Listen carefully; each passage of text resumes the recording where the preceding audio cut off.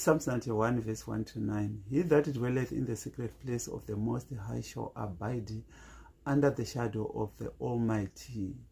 I will say of the Lord, He is my refuge and my fortress. My God, in Him I will trust. Surely He shall deliver thee from the snare of the fowler and from the noisome pestilence. He shall cover thee with His feathers, and under His wings shalt thou trust. His truth shall be thy shield and buckler.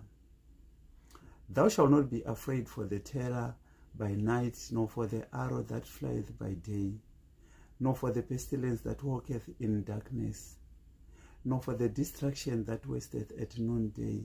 1,000 shall fall at thy side, and 10,000 at thy right hand, but it shall not come nigh thee.